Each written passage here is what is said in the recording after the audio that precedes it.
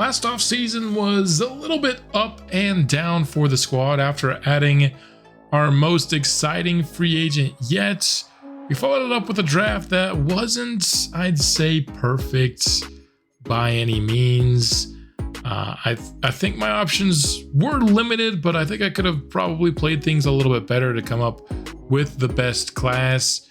But ultimately, we've got a rookie right tackle that will potentially be playing. I think it is a battle between he and Conklin. Like Beverly's obviously the bigger long-term upside play, while Conklin is probably better for us this season.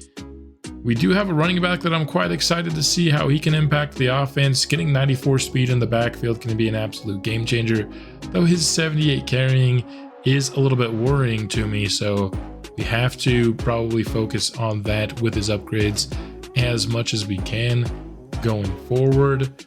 And then we got ourselves a player who's going to play some defensive snaps in Sheldon Edens here, but it wasn't necessarily, for somebody that prides himself on being able to draft really well, it was certainly probably one of the weakest classes I've had in Madden in some time.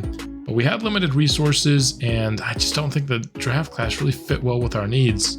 And ultimately, I think the improvement or lack thereof we're going to see from the Browns this year is going to come down a lot to quarterback Donald Richardson, who was himself a very up and down player last year. Showed you some nice highlights using his legs as well as his arm to create explosive plays for us at times, but took too many sacks and certainly threw too many interceptions, and was that turnover prone play that ended up resulting in our season coming to a close in the divisional round against the Cincinnati Bengals. And so whether or not he can improve upon that play, I think is going to be the biggest factor this season. And the second biggest factor is whether or not this defense can continue to play at an elite level. I think we certainly still have an elite level defensive unit, but it is true that defense from year to year is a lot more volatile, I think. And so the talent is there, but will we get that top-notch defensive production once more? We added a speedy linebacker. We added Brian Branch to the #1 unit in football. Didn't really lose anybody other than Malik Hooker, who we upgraded over with Brian Branch. So I'm hopeful things can get better. One of the other big time storylines of the offseason was we are moving Daniel Gibson full-time into the interior. He gained 10 pounds in the offseason, 13 to be exact. He gained 1 strength at the cost of 2 acceleration. Now, this is before the storyline. I know in the offseason we had a storyline where he's going to work on his athleticism. I put these updates into place before that, so we'll see what happens with that storyline of where his athleticism ends up when all is said and done. But I think he was better when he played on the inside last year, and so we made the move permanent. I asked for the comment section's opinions on Ben Folds, who we know gained star development and superstar development, and then subsequently lost his superstar all at the same time, practically in Super Bowl week. And I appreciate everybody's opinions and what they said on the matter. I've come to the following conclusion. Because Ben Folds was Defensive Rookie of the Year, I'm going to give it back. Now, I in general disagree with rookie players losing their development traits. Now, there was a comment that said if we're doing this for the Browns players but not for everybody else, then that is giving our Browns an advantage, and I agree with that statement. So from now on, if our rookies lose dev, I'm going to keep it at their lost dev unless they won an award. I think award winners will be immune to losing their dev. So I'm going to be checking every single year who won offensive and defensive rookies of the year. And if they lost their dev, I'm going to give it back to them. In order to make it fair, I need to do this league wide, but I think this solution does the best at kind of taking everybody's points, where really the only, I think, argument against doing it was that we're doing it for only the Browns players. So if we do it for everybody else, then I think that makes it fair. Obviously, that would mean Linton would be only star dev right now.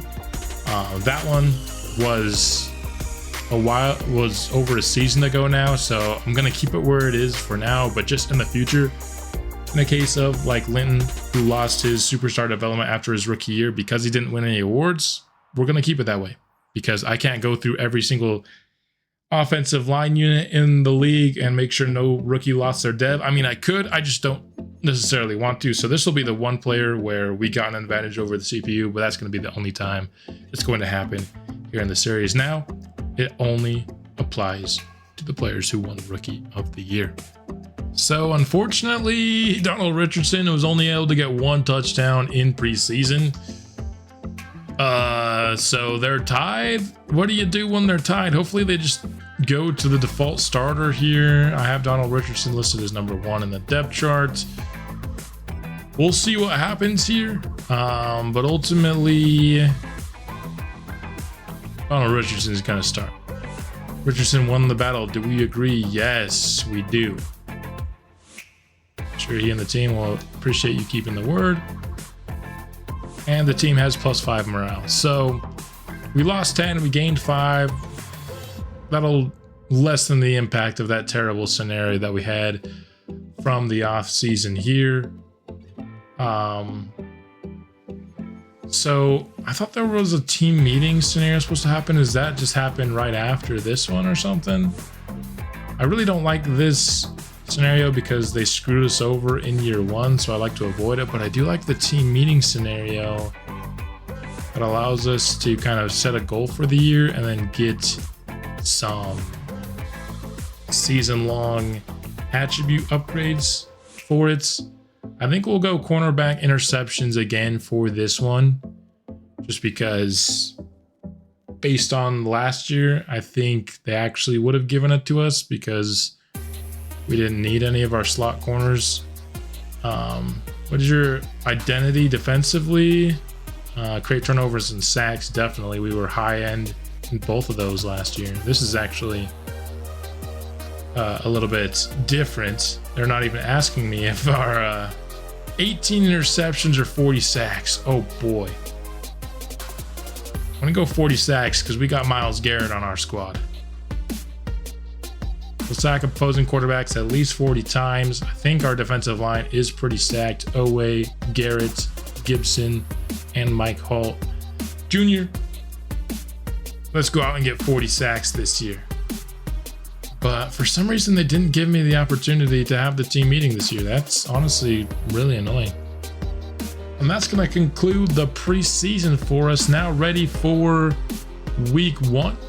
I think we will put in a couple of upgrades here that we earned throughout preseason here. +3 block shed is really nice, getting JOK into the 70s there. Gibson here, I think now that he is a defensive tackle, certainly want to get that block shed into the 80s. Hopefully we can get a +2 here, and we do. We'll get some finesse move help, and now block shedding is at 80 for Gibson, which should be really nice. Anthony Davidson, let's go with elusive back here. Open for some carrying. I know power back's probably actually the best to get that with, but I just feel like his style is going to be more of that elusive / receiving back. And so hopefully we get some of those carrying upgrades through that. And if we don't see some in a few upgrades, then we'll probably have to start pumping a little bit into power back to get that upgrade. We'll go Phil General here for our rookie defender. Gets block shed, zone coverage. You always get good solid upgrades with Phil General, I feel like, and then we'll auto upgrade the rest of these guys, and we'll get ready for week 1. We have a preseason press conference here. I know I complained a lot about the scenarios, but I think for the most part, I'm just going to try and keep doing them and hopefully learn about what the stupid mistakes that they are. And we said we'd win the draft. There wasn't an option to really win the draft, unfortunately for us. If you're talking about our best pick, I think we made... this wasn't really a sleeper because he was a round 2 running back, but there's no... he's actually halfback 3, so I don't know what you want me to do here, but promise broken. Everyone is going to start the season with a -10 to morale because Madden gave us a scenario that was impossible to keep based on the draft class. So you love to see it. Again, as much as I complain about these scenarios, I think, you know, I'm not going to maybe do everyone, but I like to do some of them. And we had started that scenario, so it felt right to finish it. That's just probably going to be a scenario that unless I feel confident that there's like a kicker or a punter that's going to be 75 overall or something, I'm just not going to do it anymore. Speaking of finishing scenarios that we started at the beginning of the offseason, here we've got Daniel Gibson worked on physical training.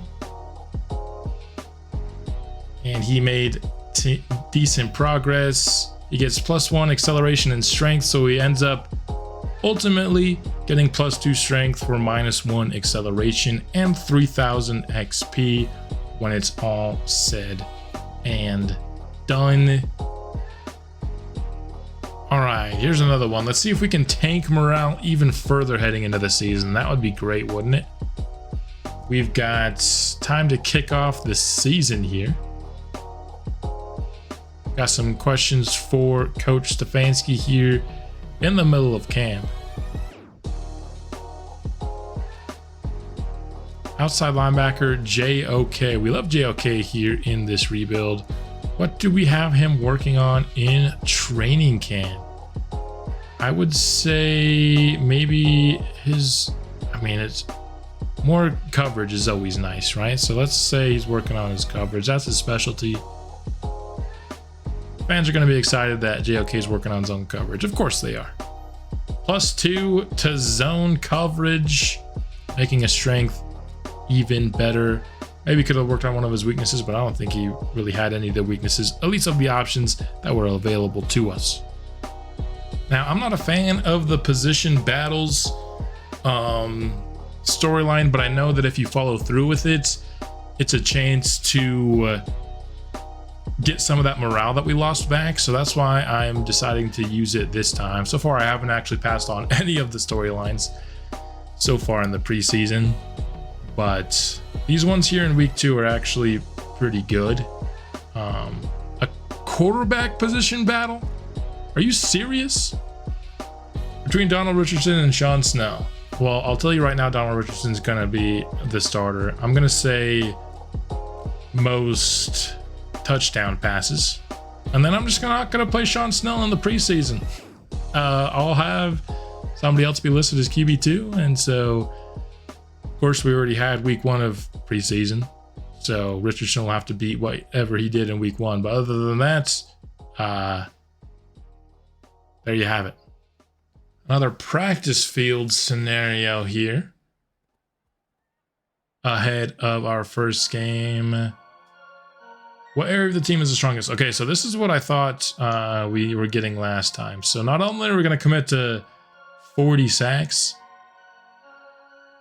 but which part of the offense worries you the most? Oh, dang, they keep flipping this up on me. I think our running game probably. We didn't have a 1,000-yard rusher last year.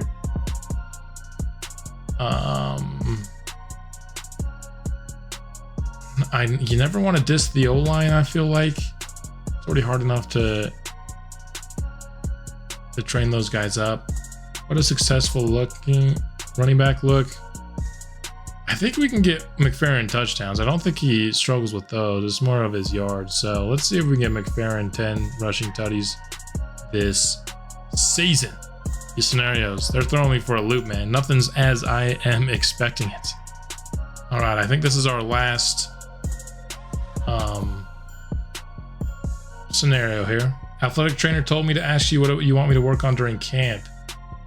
These are our options. I think let's go with just injury prevention. His injuries increased by 3. Sick. One last thing that I forgot to mention. I think it's pretty clear that we need a little bit maybe of an offensive shift here. Hoping that may help with the development of our young quarterback in Richardson. And the Colts have been really good so far in this series. They've gone to back-to-back Super Bowls. They have a mobile quarterback who's also named Richardson. And for that reason, I think we're going to go with the Indianapolis playbook to start off this year. Typically, I don't like to change playbooks mid-season unless we have a storyline that kind of correlates with that. Like, for example, a mid-season offensive coordinator firing. But we're going to see if the Indianapolis playbook can help Richardson out this season. The Browns open up the new season going against the Denver Broncos. Bo Nix leading the charge for them. And we get our first look at the newcomers, as well as our new playbook on offense. Hopefully, we can see the Browns continue to move in the right direction. There is a bit of risk, you know. We went from the #1 overall pick 2 seasons ago, to a team with a playoff win last year. That is a massive jump. So whether or not we continue to trend upwards is a bit of a question mark, I feel like, because of just how drastic we moved up last season. Daniel Gibson got back-to-back sacks on the first drive. So 40 sacks, I mean, at this pace, might get at this game. But we're going to take our first look here at the offense. They get excellent field position after the defense did their job. Let's take a look at this new Browns offense and what we can do. Give to McFerrin is how we start the season off. Gain of 9. Excellent run. 2nd and 1 now. After the nice run, we go right back to McFerrin. He will not get the first. Tons of space there on the first run, but not much in the way of a hole there on the second. 3rd and inches. 3rd straight run to McFerrin, and it will move the chains inside the 40.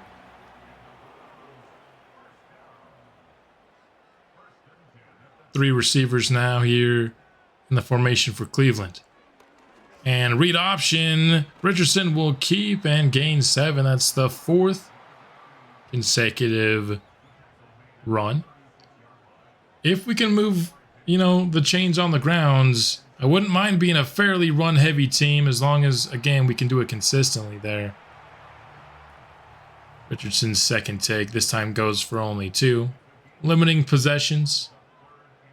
Keeping the clock rolling when you have a defense-first team is a pretty good game plan. The first time we're forced to go to the air on 3rd and 5, and it's incomplete in the direction of Jerry Jeudy. Did enough here to get into field goal range, and the kick is up and good.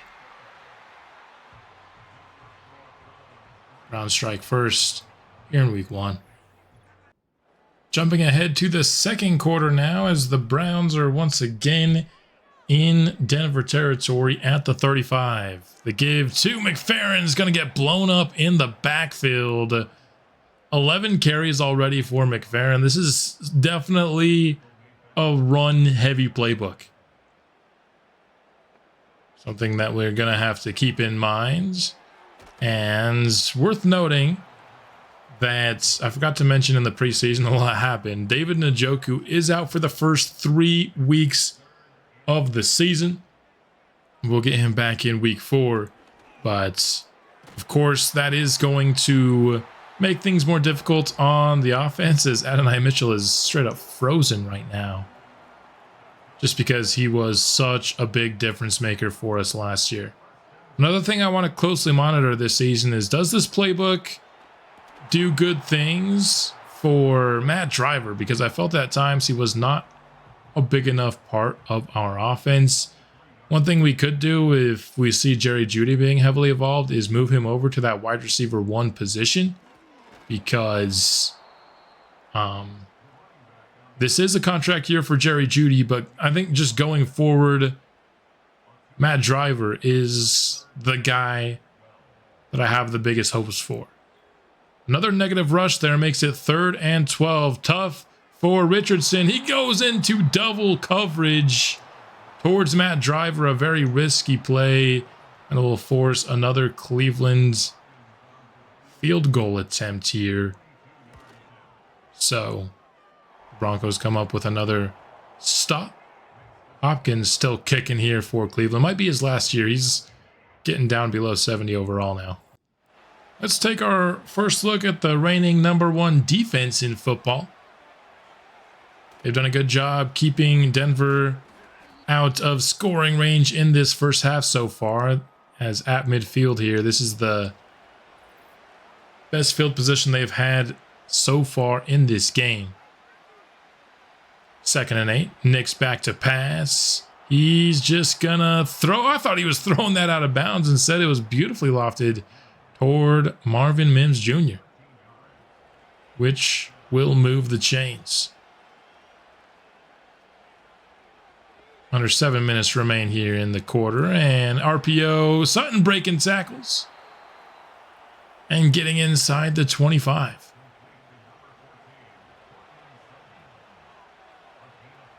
Heavy package for the Broncos. Fake the give. And going towards the end zone, it is hauled in. They got a matchup they like going there. Smiley on the reception. Man coverage by JOK, and Denver will now take the lead. Can Cleveland come up with a response here now, just past the 2-minute warning after Denver's touchdown? That one will be hauled in by A.D. Mitchell. Now, I wonder if Driver would be our best slot option. I'd put A.D. Mitchell more on the outside, where I think his size is more suited. That one was dangerous, but Driver just able to haul it in. Guarded there by Pat Surtain. Under a minute now in the red zone. Richardson got some late pressure there and able to dump it off. Cleveland will call timeout to preserve some time. Probably a smart play there. 2nd and 4. Richardson to pass again. Has plenty of time. Tries to evade the sack, but he's not going to be able to run away from Nick Bonito, and that will burn Cleveland's 2nd timeout and put them in a very tough 3rd and 11 spot. Going up the seam to Adonai Mitchell. He hauls it in, but with no timeouts remaining, this will be the last play. 1st and goal, McFerrin, and you have to pass the ball there. Oh, we still had a timeout. What was I thinking? I thought we were out of timeouts. Never mind. I'm wilding. We're good. Cleveland is able to put up the field goal, but no touchdowns at the half. Has got to be a little bit concerning here for the new look offense.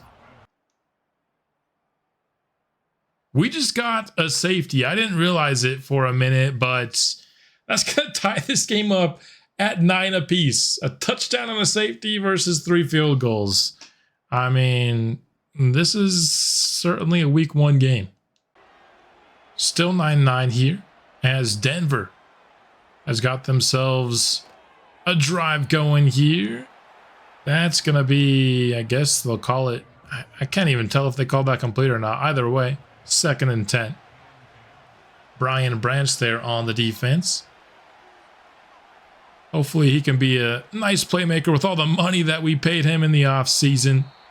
It's always a question whether or not to pay a safety, but we are on that rookie quarterback contract, which always helps you pay the other positions, of course, while that QB slot is cheap. That's what opened the door for a contract like Brian Branch. 3rd and 7, and we give it up. 3rd and long, 3rd and passing situations have been a thorn, in the side of this really good Browns defense. We get them where we want them oftentimes, but then we can't finish it. Gain of 6 there to bring the Broncos to the 6. Knocking on the door for their 2nd touchdown. Underneath, that Smiley leaping into the end zone, getting turned around. But his 2nd touchdown of this game. Looking like a really nice draft pick by Denver here with 2 opening week touchdowns. That one, a bit of flair. All right. Can this offense finally put something in the end zone for the first time in this game? We're about to enter the 4th quarter. Underneath, Richardson finds McDougald for a gain of 5. Fullback enters the game for Cleveland.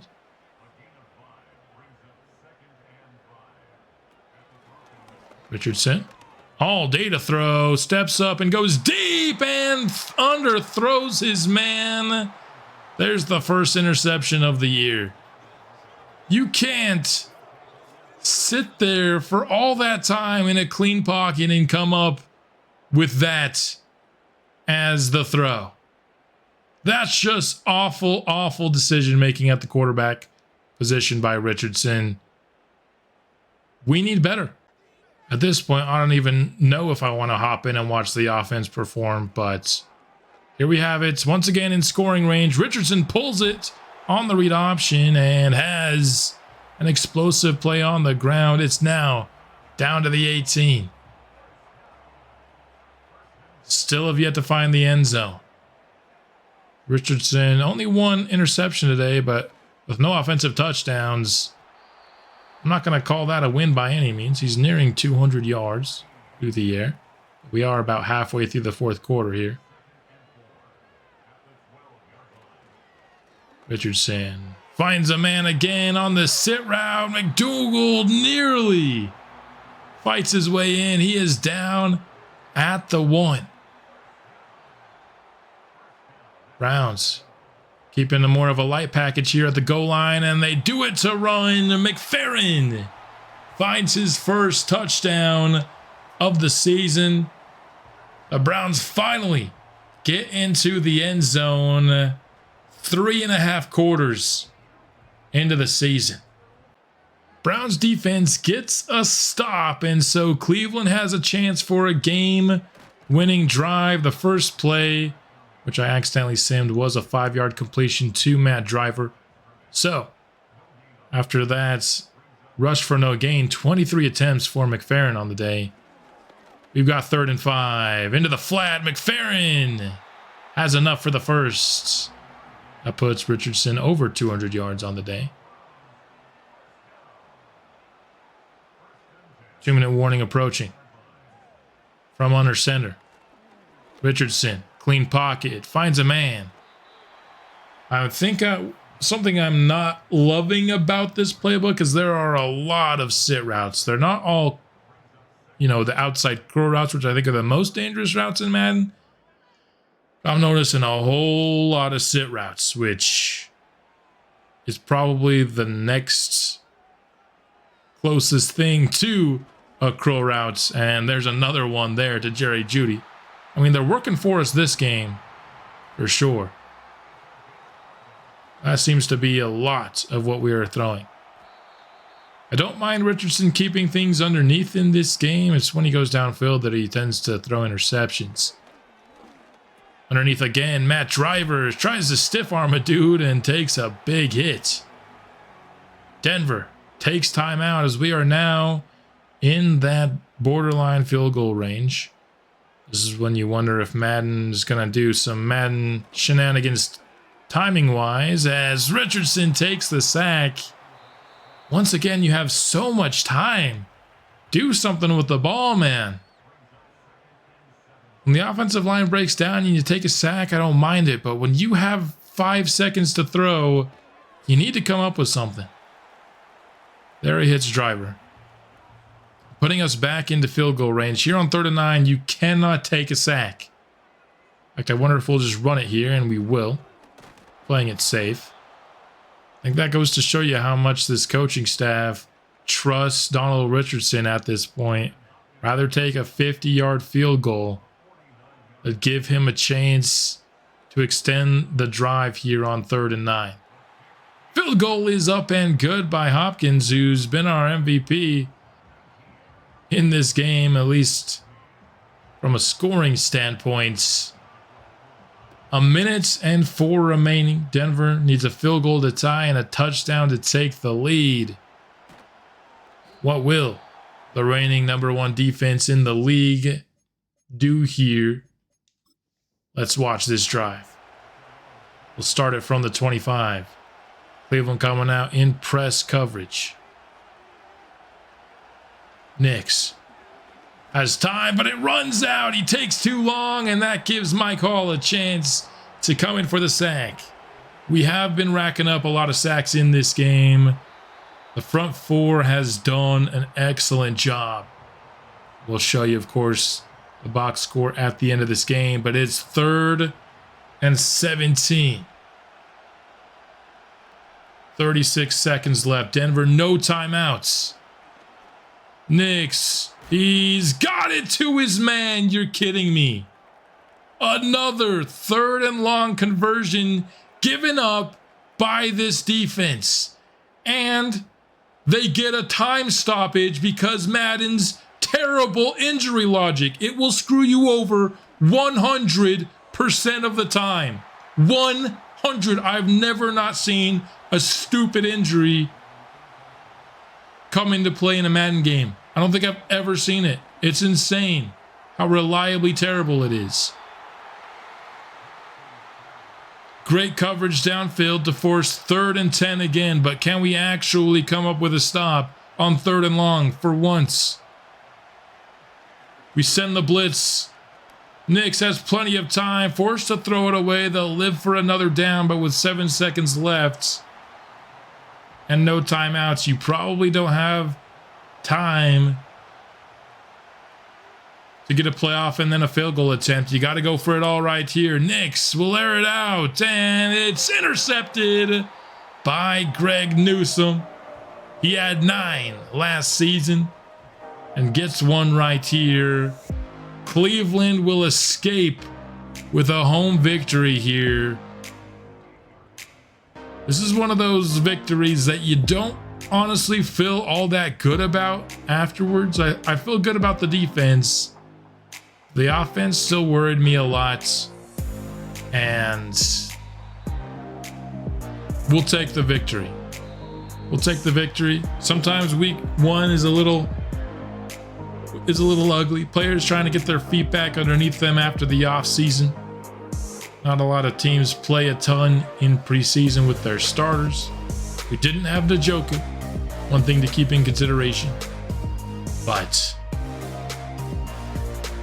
in the end, the ultimate goal is to pick up victories, and we do that here to open up our season. Let's go ahead and close this game out by looking at the box score. We did only get 1 interception from Donald Richardson, but he threw no touchdowns.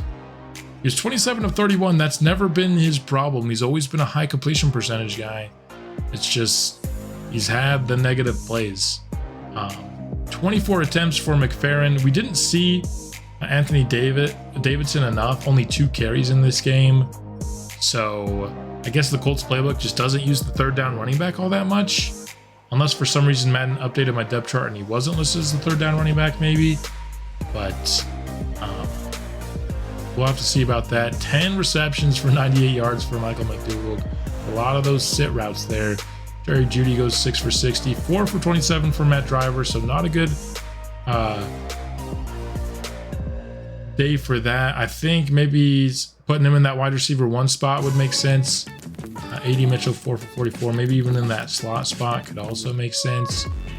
But I think just the regular wide receiver 2 is not going to be where we put Matt Driver in this playbook. Sacks wise, we'll talk about that from the defensive perspective. Daniel Gibson, 4.5 sacks in this game. Mike Hall, Nick Bonita with 1, Cody Barton with 1, and then Ben Folds with a half sack. But that's 6 sacks to start the season for your Cleveland Browns. And Greg Newsome, of course, the game-clinching interception. Not pretty, but we'll take what we can get. We're 1-0 on the season, which is as good as we can be. Want to keep this scheme fit here for Matt Driver, so we'll go deep threat here. A couple to release, a couple to catch in traffic here. Not bad on the upgrades here. All of his route running now in the mid-80s at this point, which is solid for a guy just barely starting year 2. Beverly, let's get his pass protection going. Not only is it a scheme fit, but at tackle, pass protection is just really important. Miles Murphy, depth edge for us. So probably actually get some run because we would see some, what's his name? The guy from the Bengals that I can't remember his name now. Hubbard. We did see some Hubbard in years past, and he's gonna kind of take that Hubbard role, especially with Daniel Gibson not playing any edge snaps anymore either. He'll probably get some run, but there you have it. That's gonna be the end of this episode, going through preseason and week 1. We'll keep season 3 going here, starting with a playoff rematch. The Bengals have been our nemesis early on in this season, telling us we have the overall advantage because of our 91 rated defense. But division games are never that simple. That's all I've got for this episode. Hope you enjoyed it. We'll be back soon with another. Until then, go Browns.